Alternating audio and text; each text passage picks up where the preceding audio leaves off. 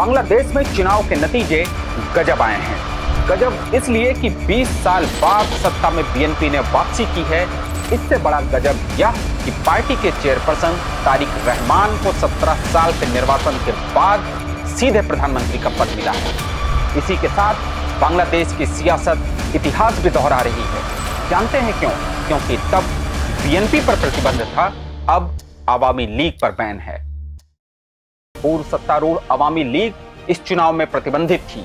ये वो पार्टी है जो बांग्लादेश के राष्ट्रपिता शेख मुजीबुर रहमान की है और उनकी बेटी शेख हसीना लंबे समय से इसकी लीडर रही थी। चुनाव में वोटर टर्नआउट 59% रहा और पहली बार वोट करने वाले युवाओं ने इसे ऐतिहासिक बताया। लेकिन सवाल यह है कि ये नतीजे बांग्लादेश को कहां ले जाएंगे? इन नतीजों का भारत के लिए क्या मतलब है? एक देश जो पिछले 1.5 दशक से उथल पुथल में था, जहां स्टूडेंट की अगुवाई में 2024 का विद्रोह हुआ और लंबे समय से सत्ता में रही शेख हसीना को देश छोड़कर भागना पड़ा। वो अब भारत में निर्वासित जीवन जी रही हैं। और अब इस चुनाव में क्या हुआ? बीएनपी ने 300 सीटों वाली संसद में 200 से अधिक सीटें जीत ली, जो 2/3 बहुमत से ज्यादा है। मतलब बीएनपी अब आसानी से सरकार बना रही है और बड़े फैसले ले सकती है। मुख्य विपक्षी जमाते इस्लामी गठबंधन को 70 से 77 सीटें मिली। ये बीएनपी की 2001 के बाद की सबसे बड़ी जीत है, जब उन्होंने 193 सीटें जीती थी। बीएनपी की इस जीत का मतलब है 20 साल बाद उनकी सत्ता में वापसी हुई है। पार्टी के चेयरपर्सन तारिक रहमान, जो 17-18 साल से निर्वासन के बाद दिसंबर 2025 में लौटे थे, अब प्रधानमंत्री बनने जा रहे हैं। क्या आप जानते हैं कि बांग्लादेश को 35 साल बाद एक पुरुष प्रधानमंत्री मिलेगा? क्योंकि पिछले दशकों में शेख हसीना और बीएनपी की फाउंडर खालिदा जिया, तारिक की मां जैसी महिलाएं सत्ता में रहीं। खालिदा और हसीना के बीच सालों से राजनीतिक टकराव भी रहा। तारिक रहमान ने 2 सीटों पर जीत हासिल की है।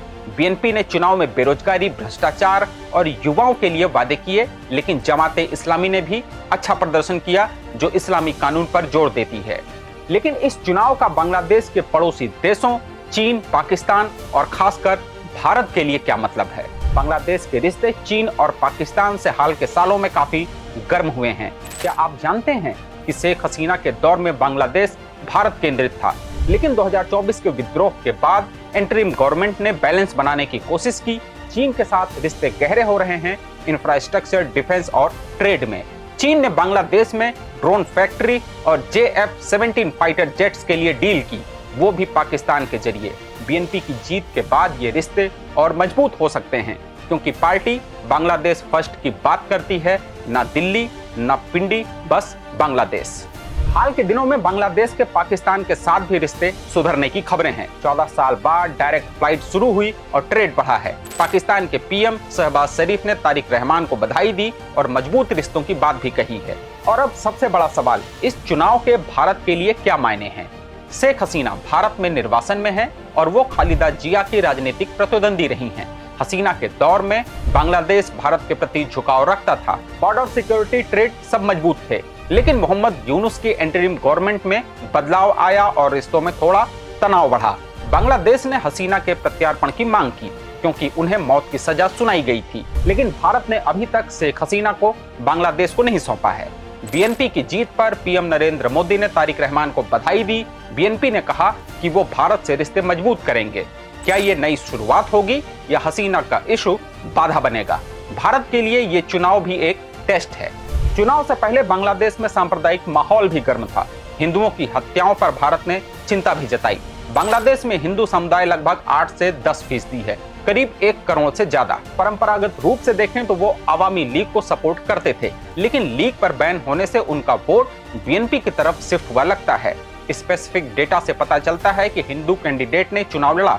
कुछ रिपोर्ट में बीएनपी ने हिंदू बाहुल इलाकों में अच्छा प्रदर्शन किया है, लेकिन जीत की डिटेल्स में हिंदू कैंडिडेट की स्पेसिफिक सीट नहीं बताई गई है। शायद 5 से 10 के आसपास की यह जीत बताई जा रही है, क्योंकि माइनॉरिटी सीट पर फोकस ज्यादा रहा।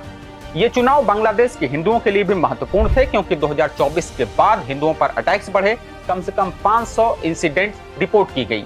जमात के राइज से डर था कि इस्लामिक एजेंडा मजबूत होगा। चुनाव में सिक्योरिटी टाइट थी, लेकिन हिंदू वोटर्स ने डर के बावजूद वोट किया। बीएनपी सरकार के भारत के साथ कैसे रिश्ते होंगे यह तो आने वाला वक्त बताएगा, लेकिन इतिहास के पन्ने भी पलटना यहाँ जरूरी है। बांग्लादेश की पूर्व प्रधानमंत्री और बीएनपी चीफ रही खालिदा जिया भारत के जलपाईगुड़ी या दिजनापुर में पैदा हुई थी, जो उस समय अविभाजित भारत का हिस्सा था। उनका परिवार चाय का व्यापार करता था और बाद में वे बांग्लादेश चली गईं। लेकिन राजनीति में आने के बाद उनके भारत के साथ संबंध जटिल रहे, कभी अच्छे रहे तो कभी तनावपूर्ण। खालिदा जिया 1991 से 1996 और 2001 से 2006 तक बांग्लादेश की प्रधानमंत्री रहीं। उनके पति जियाउर रहमान के समय से ही बांग्लादेश भारत के रिश्ते मुश्किल में थे, क्योंकि वे चीन और पाकिस्तान की तरफ झुकाव रखते थे। खालिदा ने भी शुरू में भारत को हावी होने वाला पड़ोसी माना था। उन्होंने भारत को बांग्लादेश से होकर पूर्वोत्तर राज्यों तक ट्रांजिट अधिकार देने से मना कर दिया, इसे गुलामी जैसा बताया था। फरक्का बैराज पर भी विवाद रहा, जहां उन्होंने भारत पर आरोप लगाया, इससे बांग्लादेश में बाढ़ आती है। इसके अलावा भारत ने आरोप लगाया है कि उनके शासन में उत्तर पूर्व के विद्रोही गुटों जैसे उल्फा को बांग्लादेश में शरण मिली। लेकिन सब बुरा नहीं था। 1992 में उन्होंने भारत का दौरा किया और पानी साझेदारी पर एक संयुक्त बयान पर हस्ताक्षर किए, जिससे दोनों देशों ने मिलकर समाधान निकालने का वादा किया। 2006 में वे फिर भारत आईं और व्यापार समझौते पर साइन किया। 2015 में ढाका में प्रधानमंत्री नरेंद्र मोदी से उनकी मुलाकात हुई, जहां दोनों ने अच्छी बातचीत की। खालिदा जिया की मृत्यु 2025 में हुई, लेकिन उनके भारत के साथ रिश्ते बांग्लादेश की राजनीति में आज भी चर्चा का विषय हैं। वे राष्ट्रवाद पर जोर देती थीं, अब उनके बेटे के हाथ में बांग्लादेश की कमान है। ये चुनाव बांग्लादेश को स्थिरता दे सकते हैं, लेकिन चुनौतियां हैं। अर्थव्यवस्था सुधारनी है, कानून व्यवस्था मजबूत करनी है। कुल मिलाकर ये चुनाव जनता की जीत है, लेकिन क्या ये असली बदलाव लाएगा? युवाओं की उम्मीदें पूरी होंगी। बांग्लादेश अब एक नई राह पर है। बीएनपी की जीत से उम्मीद है कि देश आगे बढ़ेगा, लेकिन पड़ोसियों के साथ बैलेंस जरूरी है। द लेंस के इस वीडियो को दूसरों को भी शेयर कर दीजिए। द लेंस को लाइक करिए और सब्सक्राइब भी कर लीजिए। नमस्कार। देश दुनिया की रखी खबर हर रोज हर शाम कानो कान सुनते रहें द लेंस पॉडकास्ट। रही अपडेट लेंस के साथ।